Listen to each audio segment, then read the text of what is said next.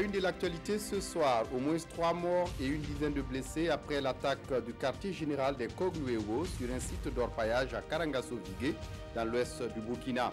Tout serait parti du refus des populations de voir s'installer ces groupes d'autodéfense dans leur localité.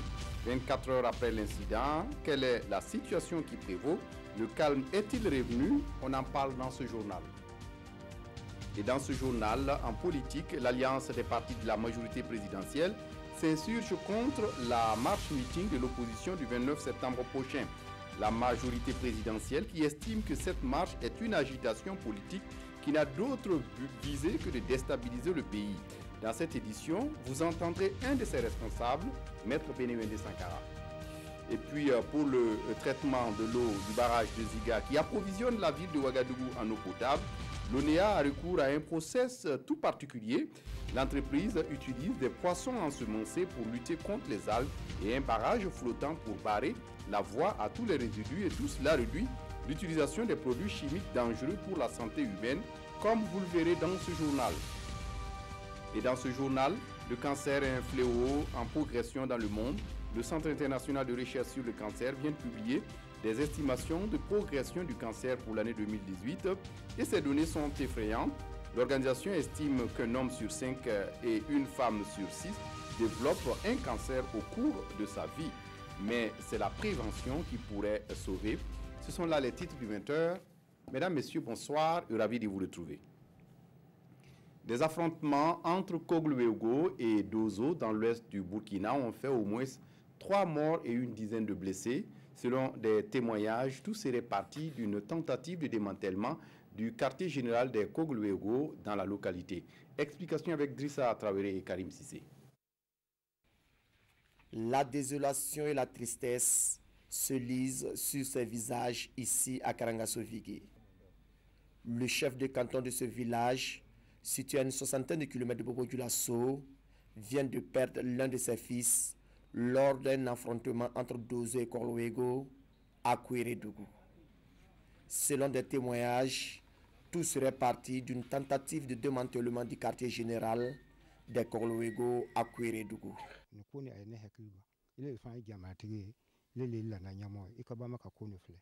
Notre chef de canton nous a chargé d'aller expliquer aux habitants de Kouérédougou qu'il faut mettre fin à l'installation des Kogluewo. Quand nous sommes arrivés, on a fait appel aux sages pour expliquer la raison de notre visite. Et c'est dans les explications que les esprits se sont chauffés et il y a eu affrontement.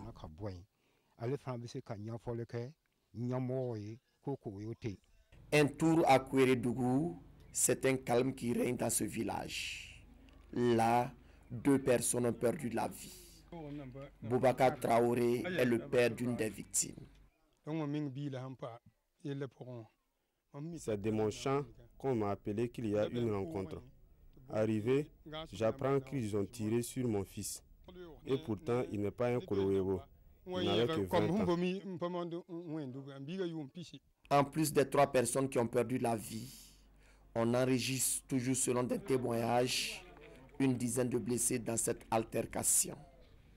Des blessés qui ont été évacués à Bobo-Dioulasso pour recevoir des soins. Au moment où nous quittions les lieux, un calme apparent était revenu dans les 2 camps. Les forces de défense et de sécurité sont sur le terrain pour parer à toute éventualité. En rappel, ce n'est pas la première fois qu'il y a des affrontements dans la commune de Karangaso-Vigué. On se souvient encore des affrontements entre populations après les résultats de l'élection municipale de 2016. Dans l'actualité ce soir, qu'est-ce qui a pu bien conduire les pas du Premier ministre au siège de la Fédération des associations islamiques du Burkina? Paul Kaba Tieba dit être venu échanger sur la situation nationale et bien d'autres sujets d'intérêt pour le Burkina. Le chef du gouvernement a demandé à l'occasion aux responsables de la Fédération des associations islamiques des prières pour le pays. Compte rendu avec Estelle Judita Sokba. Le Premier ministre en visite au siège national de la Fédération des associations islamiques du Burkina Faso. Cette visite, au-delà de son caractère courtois, vise plusieurs objectifs.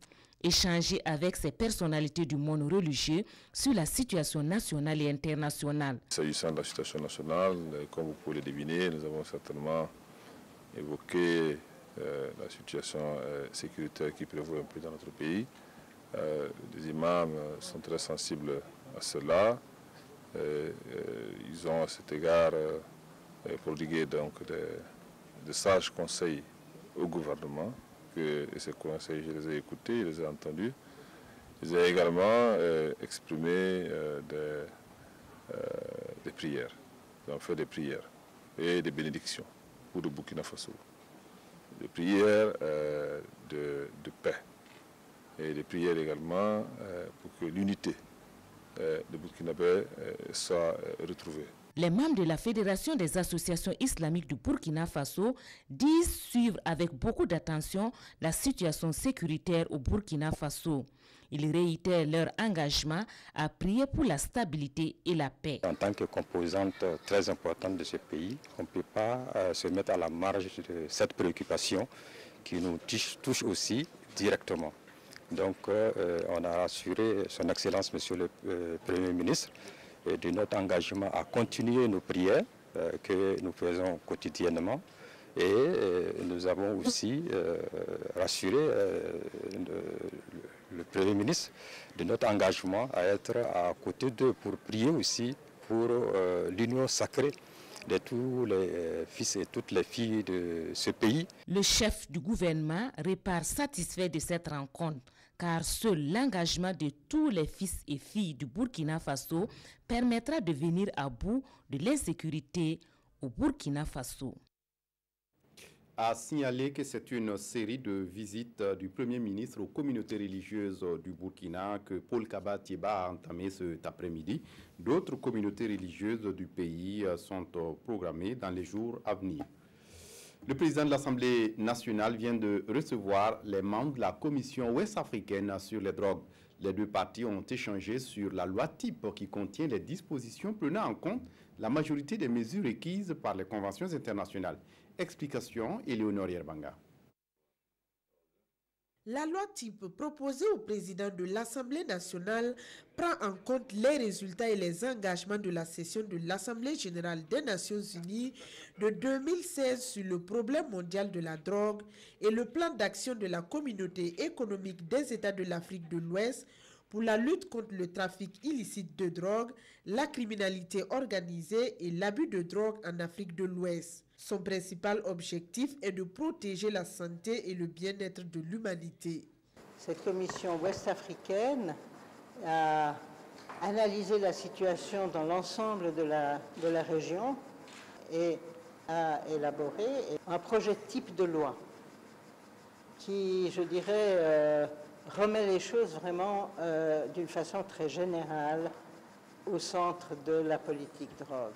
Des solutions qui sont aussi des solutions alternatives tout simplement à l'emprisonnement, en particulier de jeunes qui souvent voient leur vie ruinée lorsqu'ils sont arrêtés et passent quelque temps en prison. D'une proposition de l'ancien secrétaire général des Nations Unies, Kofi Annan, la loi est proposée pour consultation à l'Assemblée nationale du Burkina Faso en vue de l'adoption d'une loi sur les drogues harmonisée dans la région ouest africaine.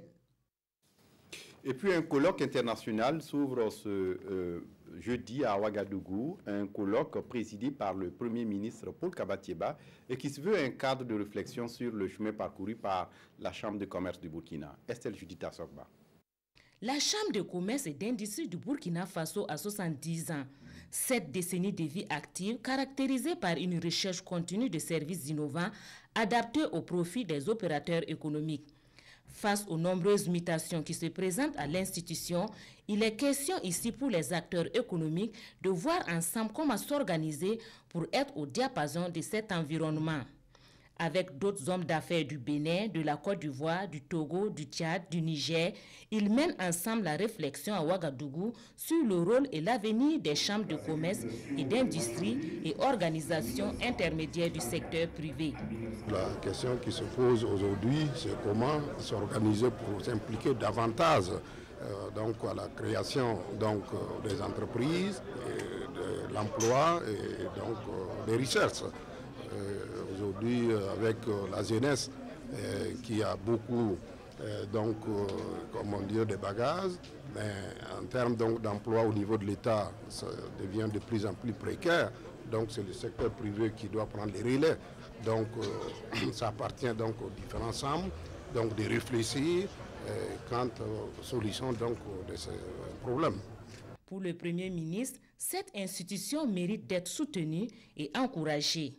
Et je suis venu aujourd'hui ici pour apporter notre soutien à toutes ces initiatives qui sont prises par la Chambre de commerce et d'industrie pour développer donc le secteur privé au Burkina Faso et donner des perspectives à notre jeunesse, donner des perspectives d'emploi à nos jeunes à travers la création d'entreprises privées qui vont créer de la valeur ajoutée, qui vont créer de la richesse et qui vont créer des emplois.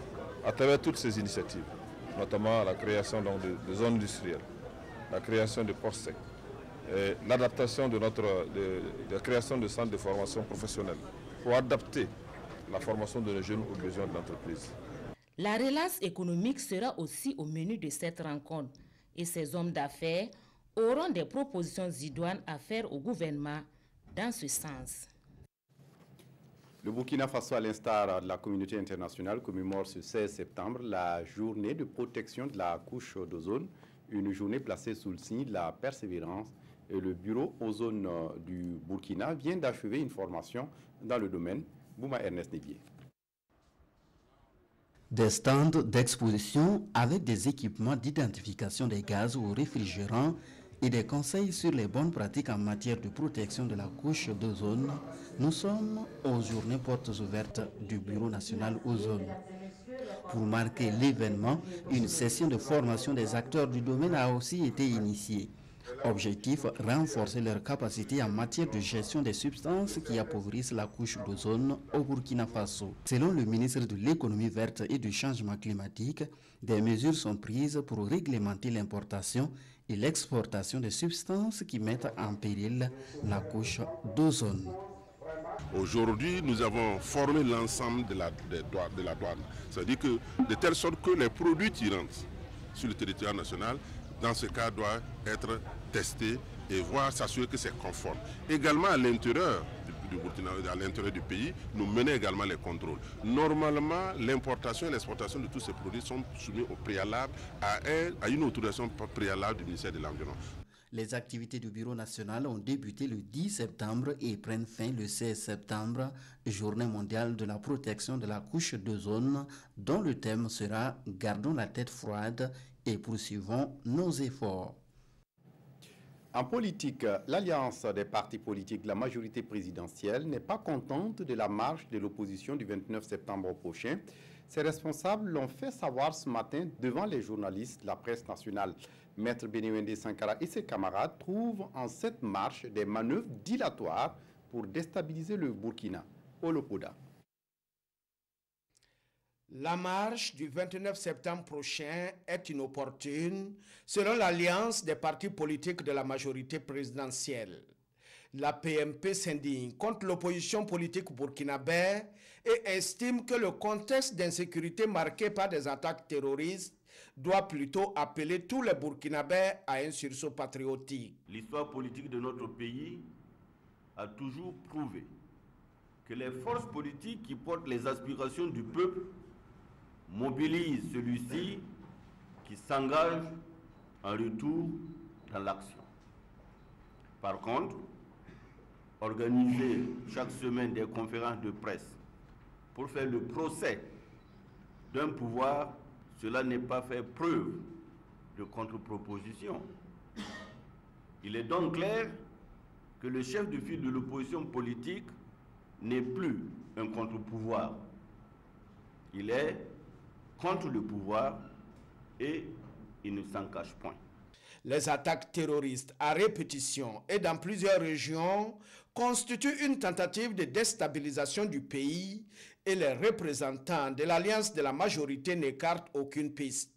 Quelles que soient nos différences politiques, nos divergences d'approche quant à la façon de construire l'avenir de notre pays, nous devons tous, Burkinabés que nous sommes, de toutes les régions et de toutes les ethnies, opposer un front commun contre l'ennemi terroriste qui n'hésite pas à tuer chaque jour plusieurs de nos frères, à brûler et piller les biens de l'État ou de ses représentants. Il nous faut non seulement réaliser ce front commun, mais aussi opposer aux fossoyeurs de notre pays la résistance la plus déterminée et la plus organisée. C'est en cela que le Burkina Faso va continuer sa marche vers le développement. Et l'alliance des partis politiques de la majorité présidentielle est catégorique. Rien ne pourra empêcher la mise en œuvre du PNDS. La 73e Assemblée générale de l'ONU, c'est pour ce 18 septembre à New York. À Ouagadougou, le CNU, le Centre d'information des Nations Unies, informe sur cette rencontre mondiale. Ce jeudi, face à la presse, les responsables du CNU sont revenus sur les sujets d'intérêt qui seront discutés au cours de la rencontre. Rappelons que cette session est placée sous le thème « Faire de l'ONU une organisation pour tous, une force mondiale fondée sur des responsabilités partagées au service des sociétés pacifiques, équitables et durables ». Nathalie Sawadgo. 73e session de l'Assemblée générale de l'Organisation des Nations Unies, c'est le 18 septembre prochain que les travaux s'ouvrent à New York, aux États-Unis. Et cette année encore, le Burkina Faso sera de la partie avec une délégation forte d'une vingtaine de membres et conduite par le chef de la diplomatie, Alpha Bari. Les questions de sécurité sont très importantes pour notre pays. Les questions de paix et de sécurité, les questions de lutte contre le terrorisme, au regard de ce que nous traversons en ce moment, nous entendons vraiment saisir l'occasion de cette session pour défendre nos positions. Il y a aussi les questions de développement. En marge de cette 73e session de l'Assemblée générale de l'ONU, se tiennent des réunions de haut niveau, une occasion de rencontres informelles entre dirigeants mondiaux et responsables d'institutions. Les enjeux sont multiples. Tous les États membres qui se retrouvent au cours de cette session, il faut dire que c'est une enceinte unique qui permet à la communauté internationale de se prononcer sur des questions qui intéressent l'ensemble de la planète. C'est dire que c'est toute une panoplie de questions d'enjeux internationaux qui seront évoquées au cours de cette session annuelle ordinaire de l'Assemblée générale des Nations unies. Une minute de silence a été observée en hommage de l'ancien secrétaire général de l'ONU, Kofi Annan, dont les obsèques ont lieu aujourd'hui même dans son pays natal, le Ghana. Je vous le disais en titre, pour le traitement de l'eau du barrage de Ziga, pour l'approvisionnement en eau potable de la ville de Ouagadougou, l'ONEA, l'Office national de l'eau et de l'assainissement, a recours à un process tout particulier. L'ONEA utilise des poissons ensemencés pour lutter contre les algues et un barrage flottant pour barrer la voie à tous les résidus. Et tout cela réduit l'utilisation des produits chimiques dangereux pour la santé humaine. L'ONEA a invité les autorités du plateau central à venir voir ce procédé d'épuration. Gérard Sommet, Zalissa Sanfo. Des poissons utilisés comme des antidotes contre la pollution de l'eau brute. Nous sommes au barrage de Ziga et l'Office national de l'eau et de l'assainissement montre à ses visiteurs ces nouvelles techniques naturelles pour purifier l'eau avant qu'elle n'arrive à la station de traitement. Et ces méthodes naturelles sont diverses et variées. Ici, c'est un barrage flottant qui barre la voie à tous les résidus susceptibles de polluer l'eau brute. Le barrage flottant, il est placé là-bas tout simplement pour pouvoir arrêter de façon systématique tous les polluants dont la densité est inférieure à celle de l'eau. Parmi ces polluants, il y a les hydrocarbures qui sont des polluants chimiques. Il y a les polluants biologiques. Une fois que cette eau n'est pas purifiée et qu'elle arrive à la station de traitement, il faut beaucoup de produits chimiques. Et ces produits chimiques, non seulement ça coûte cher, mais aussi ces produits chimiques créent ce qu'on appelle des rémanents. Ces rémanents aussi ne sont pas compatibles comme ça à l'homme. Autre moyen naturel pour protéger le barrage et lutter contre la pollution, c'est le reboisement. Et l'ONEA s'y est investi depuis 2010. Aujourd'hui, ce sont 20 000 plants qui sont mis en terre par des familles et les amis de l'ONEA. Ces arbres que nous plantons protègent naturellement le barrage parce que c'est l'écoulement des eaux qui amène la boue dans le barrage. Lorsqu'il pleut, vous voyez, c'est une grande pente, l'eau coule directement vers le barrage. Et en coulant, ça entraîne la boue avec elle qui va combler le fond du barrage, si bien que si on ne fait rien, d'ici 20-30 ans, le barrage de Ziga sera ensablé comme le barrage de Ouagadougou. Et le directeur général promet que tous les 7 barrages à ciel ouvert, utilisés par ces services pour disponibiliser l'eau potable aux consommateurs, bénéficieront d'une installation de barrages flottants. Déjà, en plus des Ziga, on retrouve ces barrages flottants sur le fleuve Mouhoun à Koudougou et à Lumbila. Le ministère en charge de l'enseignement supérieur lance une application qui sert de plateforme pour les universités publiques du Burkina. Il s'agit d'une application qui donne des informations sur les orientations, les inscriptions, l'identification des étudiants dans les universités publiques du pays. Sa présentation avec Oumar Zombré. C'est une conférence de presse pour présenter la dernière innovation du ministère en charge de l'enseignement supérieur. Dénommé Campus Faso, ce portail d'inscription en ligne des étudiants burkinabés vivant au Burkina et de la diaspora présenterait toutes les garanties de sécurité et de fiabilité. Dès que vous lancez le lien, vous allez voir en fait le S qui est à côté. Ça c'est le minimum, on va dire que c'est vraiment le minimum en fait du niveau de sécurité en fait qui a été implémenté sur la plateforme. Donc ça c'est un garde, il faut qu'on s'est donné de 1. Dès que le système tombe, pour qu'on puisse remonter rapidement à travers les backups, de 2 aussi pour quand même implémenter un certificat de sécurité aussi dessus. Pour ceux qui viennent de l'extérieur, là, tous les diplômes sont vérifiés. Et c'est par cela, et c'est à cause de ça qu'on arrive à identifier les faux diplômes. Et chaque année, on arrive à identifier des faux diplômes. Cette innovation entraîne un coût supplémentaire. Les frais de pochette passent de 1 000 francs à 1 500 francs CFA. L'inscription à l'université reste toujours à 15 000 francs CFA. Pour multiplier leurs chances d'accéder à une des universités, les étudiants peuvent s'inscrire dans les 18 universités publiques du pays. Malgré tous les choix que l'étudiant a effectués, il peut arriver qu'il ne soit même pas orienté. Il a demandé 18, il a fait 18 choix. Il s'est trouvé qu'il a été racheté par 10 000. Et tous les 18 choix qu'il a demandé, il n'a pas été retenu. Donc c'est sûr que cette situation va se présenter. Comme on a aussi vécu l'expérience, on a essayé aussi de prendre l'expérience ailleurs. Et ça, il y aura des sessions, on va dire des sessions spéciales. À tous les coups, ça va arriver que les gens ne soient pas retenus. Et comme la politique du ministère, c'est que tous les étudiants soient orientés dans les universités publiques du Burkina. Donc certainement, il y aura quand même de la place pour tout le monde. Estimé à près de 40 000, seuls les étudiants détenteurs du bac 2018 sont autorisés à prendre part aux inscriptions en ligne. La plateforme Campus Faso sera ouverte du 21 septembre au 7 octobre 2018. Évariste Kombari, le monsieur culture de la télévision du Burkina, est désormais sur scène à la direction de la télévision de la chaîne publique. Il vient d'être installé ce jeudi en fin de matinée dans ses fonctions de nouveau directeur. Avec lui, 2 autres nouveaux directeurs ont été installés dans leurs fonctions. Harouna Sana à Radio Burkina et Mamadou Dambélé, le tout nouveau directeur commercial et marketing de la RTB. Le film de la cérémonie avec Janine Kambiré. Kombari, M. Sen, prend les rênes de la télévision du Burkina et le chroniqueur des questions environnementales Harouna Sana est aux commandes de Radio Burkina.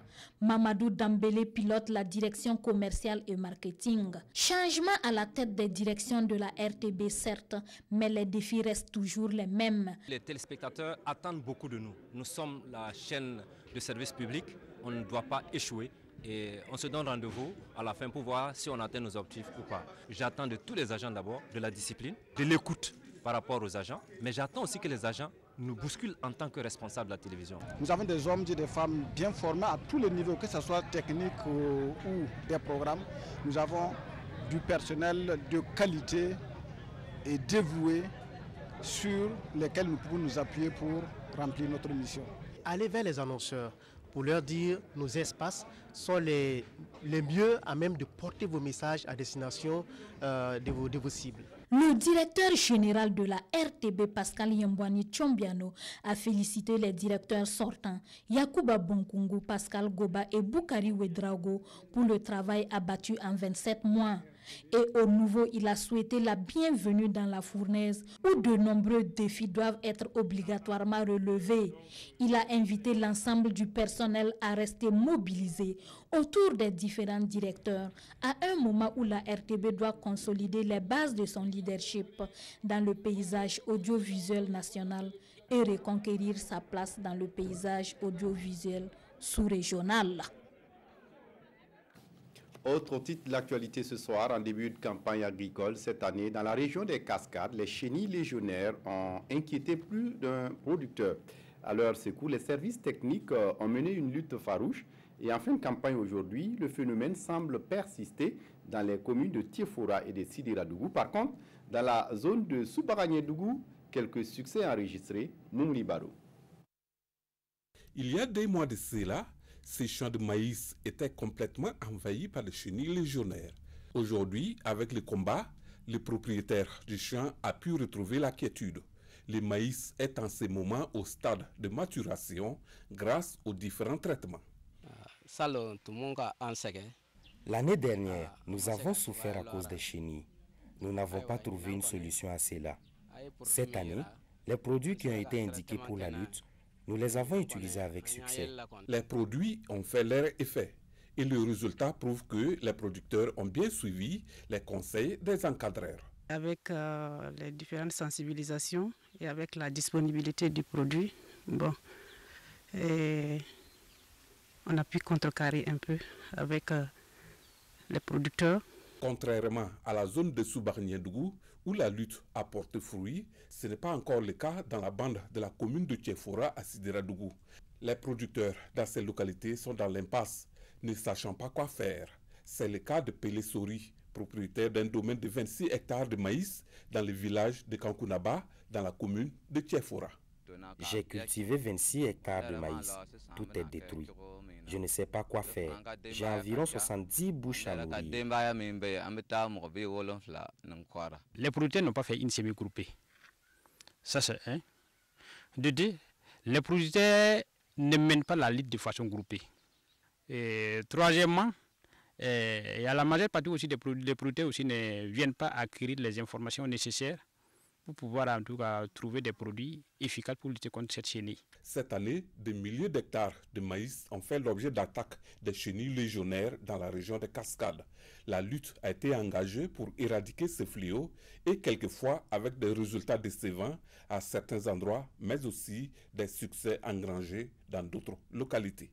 Lorsque nous avons fait le point, parce que les équipes ont sillonné, on a déterminé pratiquement 18 000 hectares infestés.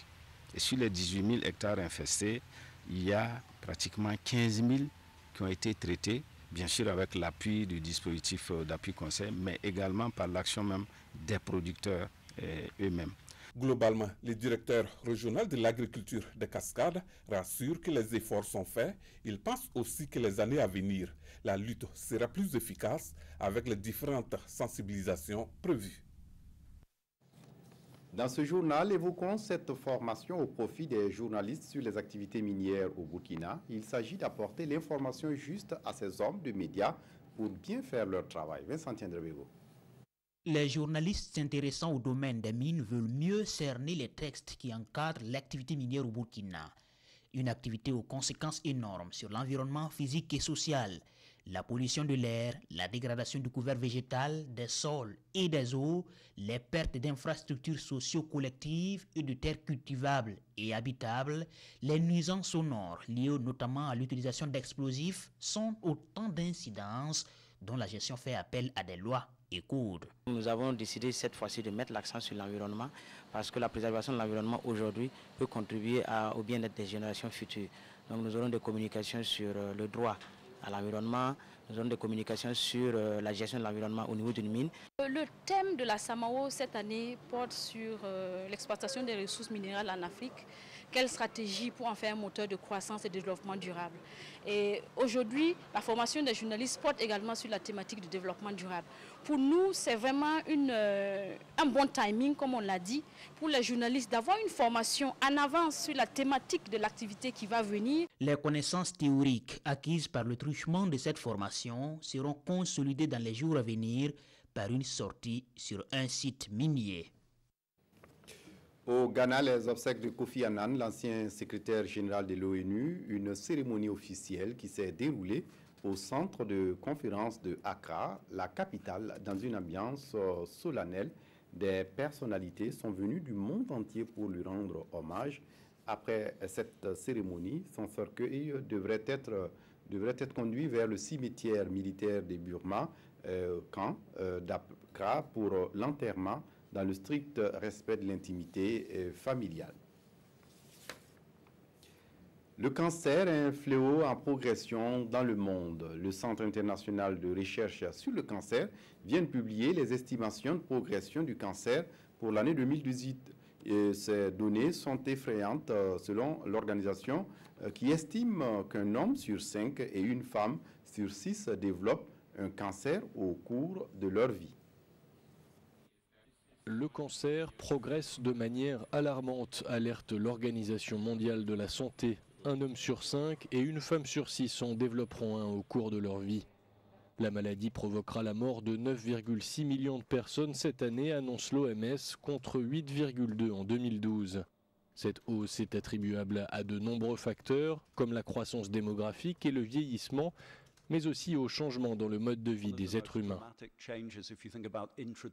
L'un des changements les plus spectaculaires en matière de nouveaux facteurs de risque qui augmentent l'exposition au cancer concerne l'indice de masse corporelle, l'obésité et la réduction de l'activité physique. Dans les régions les plus riches du globe, des campagnes de prévention permettent d'enrayer certains cancers comme celui du poumon, mais dans les pays en développement, la maladie gagne du terrain. D'après les experts, 18,1 millions de personnes risquent de contracter un cancer cette année dans le monde, la moitié en Asie. L'Afrique ne représente que 7% des cas mondiaux de cancer, mais le taux de mortalité y est bien plus élevé. Les cancers du poumon, du sein et du côlon rectum sont les plus meurtriers au monde. Ils représentent à eux trois un tiers des décès. Et puis on referme ce journal avec la revue de presse des quotidiens, revue de presse signée Vincent Tiendrebego. Une deuxième session extraordinaire de l'Assemblée nationale pour statuer sur la situation sécuritaire au Burkina Faso, nous rapporte Sidouaya. Session convoquée par le chef du Parlement compte tenu de la gravité de la situation. Il est urgent de donner à notre action contre le terrorisme de nouvelles perspectives, affirme Bala Alassane Sakandé, qui annonce l'audition prochaine de toutes les parties prenantes. Le Premier ministre, lui, sera entendu le lundi 17 septembre par la représentation nationale. L'initiative qui obtient l'adhésion de tous les groupes parlementaires est considérée par Sakandé comme procédant de la nécessaire union sacrée tant recherchée en ce moment. Sur l'autel sacré de la sécurité, il faut sacrifier le référendum. C'est un édito signé de la rédaction du journal Le Pays qui note que de plus en plus de voix s'élèvent pour remettre en cause l'opportunité d'un référendum à coût de 10 milliards de francs CFA pour passer à la 5e République. Certains Burkinabés estiment qu'il faut reverser la bagatelle prévue à cet effet dans l'effort de guerre contre le terrorisme. Un avis partagé par le journal. 10 milliards pour le référendum en 2019, 3 à 4 fois plus pour les présidentielles et législatives de 2020. Cela relève d'un luxe pour le Burkina Faso, clame le journal. Engager une concertation avec les différentes composantes de la société burkinabé en vue de dégager un consensus autour de la voie parlementaire pour adopter la nouvelle constitution, telle est la recommandation du pays. Et il faut instaurer l'état d'urgence dans les régions agressées, conseil d'un général. En effet, dans une interview évoquée par plusieurs journaux et reprise par Aujourd'hui au Faso, Djibril Bassolé affirme qu'il paraît utile d'envisager les dispositions juridiques et administratives pouvant aller jusqu'à l'instauration de l'état d'urgence dans les régions durement affectées par les agressions terroristes multiformes. L'administration d'État et les services sociaux de base doivent fonctionner à tout prix, déclare le général actuellement poursuivi par la justice burkinabé. C'est tout pour ce journal. Merci de votre attention. Très bonne suite de programmes sur la RTB. Au revoir.